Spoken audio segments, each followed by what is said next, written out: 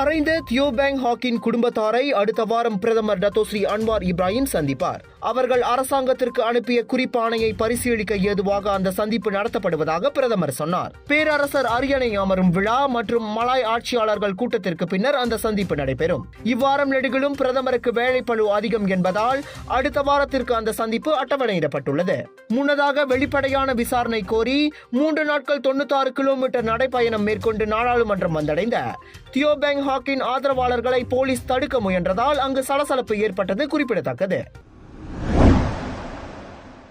தேசிய கணக்காய்வு குழு மற்றும் தேசிய தணிக்கை அறிக்கை தொடர்பில் உள்நாட்டு ஆங்கில நாளிதழுக்கு எதிராக தொடுத்த வழக்கை மீட்டுக் கொள்ளுமாறு HRD கார்ப் எனும் மனிதவள மேம்பாட்டுக் கழகத்திற்கு உத்தரவிடப்பட்டுள்ளது. ஊடக சுதந்திரத்தை கடைபிடிப்பதால் ஊடகங்கள் மீது வழக்கு தொடரும் செயலில் தமக்கு உடன்பாடு இல்லை என மனிதவள அமைச்சர் ஸ்டீவன் சிம் கூறியுள்ளார். அதனால் நாளிதழுக்கு எதிராக HRD கார்ப் தொடுத்திருந்த வழக்கு மீட்டுக் கொள்ளப்பட்டு விட்டது என சிம் சொன்னார். முன்னதாக உள்நாட்டு நாளிதழுக்கு எதிராக தொடுத்திருக்கும் வழக்கை HRD கார்ப் மீட்டுக் கொள்ள வேண்டும் என தேசிய கணக்காய்வாளர் டத்தோ மாஸ் எர்மியாத்தி சம்சுடேன் கேட்டுக் கொண்டிருந்தார். அது ஊடகங்களுக்கு நெருக்கடி அளிக்கும் ஒரு செயல் எனவும் அவர் சாடியிருந்தார் என்பது குறிப்பிடத்தக்கது. கடப்பிதழை போலியாக்கும் கும்பல் ஒன்றை சபா MACC முறியடித்திருக்கிறது. சுமார் 1 மாத காலமாக மேற்கொள்ளப்பட்ட வேவு நடவடிக்கையின் மூலம் அந்த போலி கடப்பிதழ் கும்பல் முறியடிக்கப்பட்டதோடு அரசாங்க அமலாக்கத்துறையின் 3 உறுப்பினர்கள் கைது செய்யப்பட்டனர். 2023ஆம் ஆண்டு முதல் செயல்பட்டு வந்த அந்த கும்பலிடம் இருந்து அந்த மூவரும் சுமார் 3 லட்சம் ரிங்கெட் லஞ்சமாக பெற்றது தெரியவந்துள்ளது. 40 முதல் 50 வயதுடைய அந்த 3 ஆடவர்களும் சபா MACC அலுவலகத்திற்கு இன்று பிற்பகல் 2 மணி அளவில் வாக்குமூலம் வழங்க வந்தபோது கைது செய்யப்பட்டதாக MACCக்கு அணுக்கமான தகவல் மூலம் தெரிய வந்தது. 2023ஆம் ஆண்டு முதல் இதுநாள் வரை செயல்பட்ட அந்த சந்தேக பேர்வழிகள் அனைவரும் கடப்பிதழுக்கு விண்ணப்பிக்கும் ஒவ்வொரு நபரிடமும் 3000 ரிங்கெட் லஞ்சம் பெற்றதாக நம்பப்படுகிறது. இந்த விவகாரத்தில் சம்பந்தப்பட்ட மூவரும் கைது செய்யப்பட்டதை சபா MACC தலைவர் டத்தோ S கருணாநிதி உறுதிப்படுத்தினார். அதோடு மேலும் பலர் கைது செய்யப்படும் சாத்தியம் இருப்பதையும் அவர் மறுக்கவில்லை. மலேசிய தேசிய நூலகத்தின் மூலம் தேசிய ஒருமைப்பாட்டுத்துறை அமைச்சகம் தமிழ் பள்ளிகளுக்கான புத்தகங்களை அன்பளிப்பாக வழங்கும் நிகழ்ச்சியை ஏற்பாடு செய்திருந்தது. தமிழ் பள்ளி மாணவர்களிடையே வாசிக்கும் பழக்கத்தை ஊக்குவிக்கும் நோக்கிலும் நாடு தழுவிய நிலையில் பள்ளி நூலகத்தில் புத்தகங்களை அதிகரிக்கும் இலக்குடனும் இந்நிகழ்ச்சி நடைபெற்றதாக தேசிய ஒருமைப்பாட்டுத்துறை துணை அமைச்சர் சரஸ்வதி கந்தசாமி விவரித்தார். வெறும் பாட புத்தகங்களோடு மட்டும் நின்று விடாமல் நல்ல புத்தகங்கள், கருத்துள்ள புத்தகங்கள் வாசிக்கின்ற பொழுது ஒரு தனி நபருடைய சிந்தனை இன்னும் விரிவாக்கம் பெறுகிறது. வாசிப்பு பழக்கத்தை அதிகரிக்க வேண்டும் என்ற மலேசிய நூலகத்தின் ஒரு கோட்பாட்டுக்கிணங்க இந்த முயற்சி மேற்கொள்ளப்படுகிறது. இப்பொழுது நாட்டில் இருக்கக்கூடிய 530 பள்ளிகள், 529, 530 பள்ளிகள் இருந்தாலும் நாம் தேர்வு செய்து கொடுக்கின்றோம். ஏனென்றால் சில பள்ளிகளுக்கு போதுமான புத்தகங்கள் இருக்கலாம், அல்லது சில பள்ளிகளுக்கு அதிகமான புத்தகங்கள் தேவைப்படலாம். அந்த வகையிலே நாம் இப்பொழுது மலேசிய தலைமை ஆசிரியர் கழகத்துடன் இணைந்து செயல்படுவதனால் அவர்கள் தேர்ந்தெடுத்து கொடுக்கக்கூடிய பள்ளிகளுக்கு நாம் முதன்மையாக அந்த புத்தகங்களை நம்ம அனுப்பி வைப்பதற்கான முயற்சிகளை நாம் மேற்கொள்வோம். தற்சமயம் கிடாவில் உள்ள அனைத்து தமிழ் பள்ளிகளுக்கும் 14 தமிழ் பள்ளிகளுக்கு புத்தகங்களை டான் சத்வன் அவர்கள் திருமதி சரோஜினி தலைமையில் செயல்படக்கூடிய அந்த அமைப்பு அன்பளிப்பாக வழங்கிவிட்ட காரணத்தினால் முதலில் அந்த பள்ளிகளுக்கு நாம் அதை கொண்டுட்டு சேர்க்கவிருக்கின்றோம். இன்று ஒரு 11 பள்ளிகளுக்கு புத்தகங்கள் வழங்கப்படுகிறது. இது தவிர இன்னும் சேகரிக்கக்கூடிய இந்த புத்தகங்களை நாம் தொடர்ச்சியாக பள்ளிக்கூடங்களின் நூலகங்களுக்கு சேர்ப்பதற்கான முயற்சிகளை நாம் எடுப்போம். மலேசிய தேசிய நூலகம் டிஜிட்டலைசேஷன் ப்ரோசஸ்லையும் இருக்காங்க. இதுவரை 98,000 புத்தகங்கள், பத்திரிகைகள் டிஜிட்டலைஸ் செய்யப்பட்டிருக்கிறது. அப்போ நாட்டில் எந்த பகுதியில் இருக்கக்கூடியவர்கள் கூட அந்த டிஜிட்டல் லைப்ரரியை அக்சஸ் பண்ணினாங்கனாக்கா அந்த புத்தகங்களை வாசிக்க முடியும். ஸோ இது போன்ற கருத்துக்களை நம் மாணவர்களிடம் கொண்டு சேர்க்க விரும்புகின்றோம்.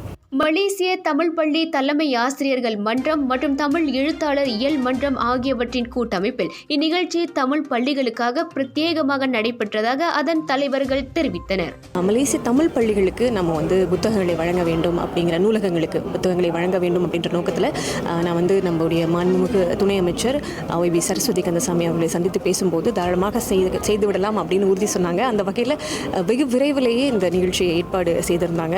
நாடு தழுவிய அளவில் அவங்களுடைய நூலகங்களில் நம்முடைய மலேசியாவில் இருக்கக்கூடிய தமிழ் பள்ளிகளுடைய நூலகங்களுக்கு நூல்களை வழங்கலாம் அப்படிங்கிற ஒரு அறிவிப்பும் அதனுடைய அதிகாரப்பூர்வ தொடக்க நிகழ்ச்சியும் இன்று ஏற்பாடு செய்யப்பட்டிருந்தது.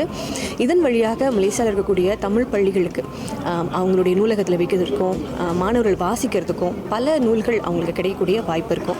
அந்த அடிப்படையில் இந்த முயற்சியை நம்ம மேற்கொண்டு இருக்கின்றோம். சில பேருக்கு பணம் இருக்கும், வாங்கி படிப்பாங்க. சில பேருக்கு பண வசதி இருக்காது. ஆகவே இந்த மாதிரி நேரத்தில் இந்த மாதிரி அன்பளிப்பு செய்யப்பட்ட புத்தகங்கள் நிறைய பேருக்கு உதவும்.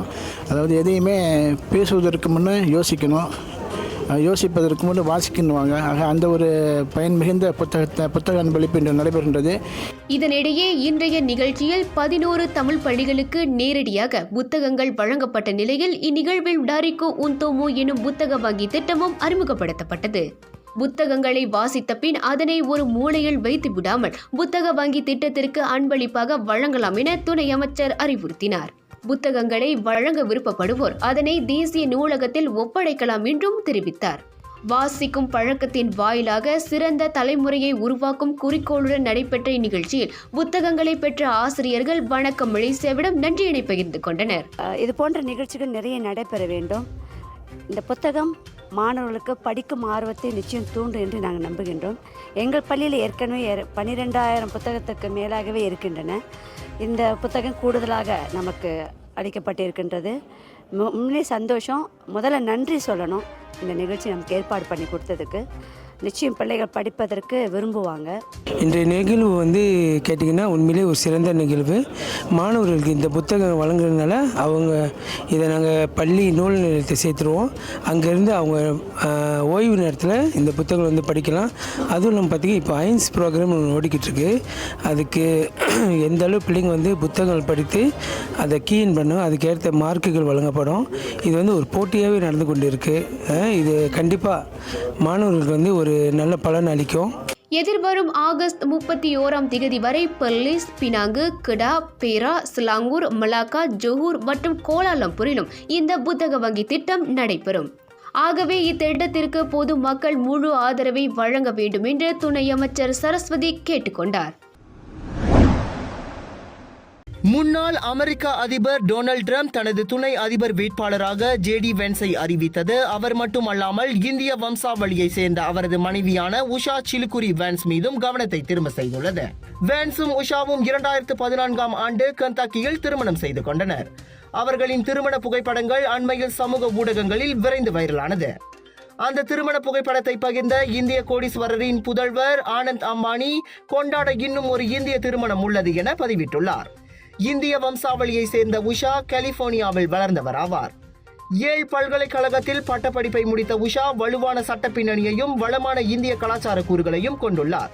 சான் பிரான்சிஸ்கோவில் வழக்கறிஞராக பணிபுரியும் உஷா வென்ஸ் தம்பதியருக்கு 3 பிள்ளைகள் உள்ளனர் என்பது குறிப்பிடத்தக்கது.